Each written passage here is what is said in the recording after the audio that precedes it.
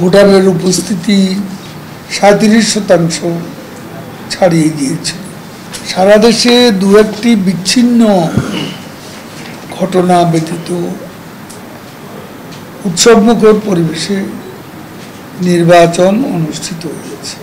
এই নির্বাচনে প্রাণহানির কোনো খবর নেই। 87টি উপজেলা নির্বাচনে মোট 7036টি কেন্দ্রে ভোট গ্রহণ সম্পন্ন হয়েছে। প্রাথমিকভাবে জানা গেছে ভোটারের উপস্থিতি 35%-এরও কিছু বেশি। সেটা আগামীকাল চূড়ান্ত ফলাফল জানা যাবে। গত ধাপে প্রাথমিক পর্যায়ে 30%, পরে চূড়ান্ত হিসেবে তা 37% ছাড়িয়ে গিয়েছে। অবাধ ও সুষ্ঠু পরিবেশে ভোটাররা নির্বিঘ্নে তাদের ভোটাধিকার প্রয়োগ করেছেন। অবাধ ও শান্তিপূর্ণ নির্বাচন উপহার দিতে নির্বাচন কমিশন যথেষ্ট তৎপর ছিল। নির্বাচনে অংশগ্রহণকারী ভোটারদের অভিনন্দন জানাচ্ছি। নির্বাচনকে অর্থবহ করে তোলার জন্য প্রার্থীদেরও ধন্যবাদ জানাচ্ছি।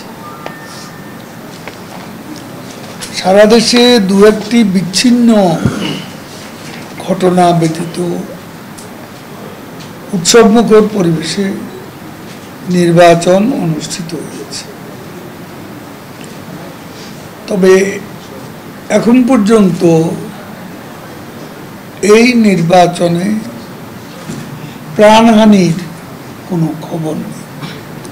এ ধরনের সংবাদ এখন পর্যন্ত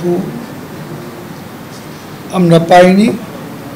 তার মানে নির্বাচন চলাকালে কোনো প্রকার ক্যাজুয়ালিটি হয়েছে এমন কোনো প্রমাণ নেই।